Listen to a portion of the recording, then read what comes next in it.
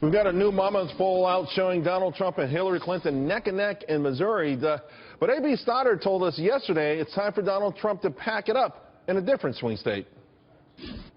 If you look at the numbers out of Colorado and Virginia, I think it's time for him to pack up, not waste another dollar or hour campaigning in places like that, but try to replicate the Romney map and then pick up some other states.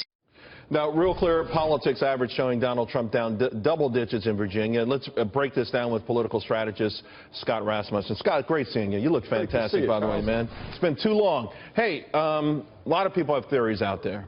Okay. When A.B. threw that theory out yesterday, my Twitter line went crazy. Right. Who is she? She doesn't know what the hell she's talking about. Trump is going to win Virginia.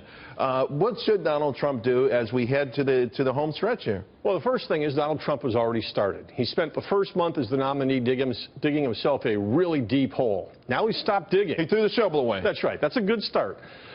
He's already winning all the Romney states except North Carolina, which is in the toss-up category. So he does need to add 64 more electoral votes. That means places like Ohio, Pennsylvania need to come into his category. He's got to pick up a few of those. But what he really has to recognize is that Hillary Clinton is his biggest asset in this campaign. A regular Democrat, a good candidate from the Democrats, this race will be all over, but Hillary Clinton can still lose. So that's the truth, but almost, and maybe it's the part of this equation is Donald Trump throwing away the shovel. The other part of the equation is the media highlighting her vulnerabilities, which they have not done. Right. We're starting to hear stories about, wow, they found 15,000 more emails. Who knew? Stories about the foundation are looking pretty bad. The Army has acknowledged that they have described Hillary Clinton as an insider threat. And these stories are raising doubts. And again, think about this from that perspective of the youth vote. Both candidates are very unpopular among millennials. Donald Trump in one poll actually came in 4th place behind Stein and Johnson. And so what you've got is these people who just may say, I'm going to stay home. If the young voters had not shown up in 2012, Mitt Romney would be president today. That's a huge part of the coalition. And if the young voters had showed up in the UK, Brexit would have failed. Exactly. Right? So people say the polls are wrong. The polls may not have been wrong.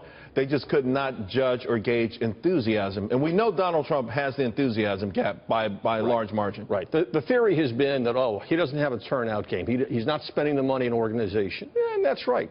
But it may be that Hillary Clinton is part of the motivation for some of Trump's base to show up.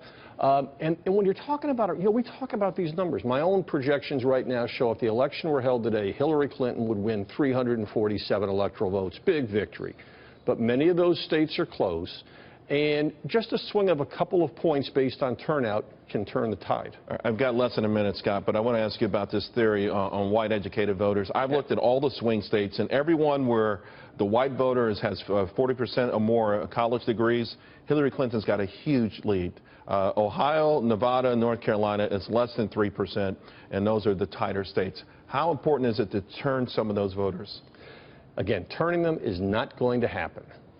If they show up is the question. Okay. And look. But they could also lose their enthusiasm for Hillary. That's right. These emails could come out. Something could go wrong in the debates. Think of it like a baseball game. If you have your best closer coming in the 9th inning and you're up by 2 runs, you're going to win the game. Well, the Democrats are up by 2 runs. We're going into the 9th inning, but they don't have a great closer. And Hillary Clinton could turn off those voters, could discourage them.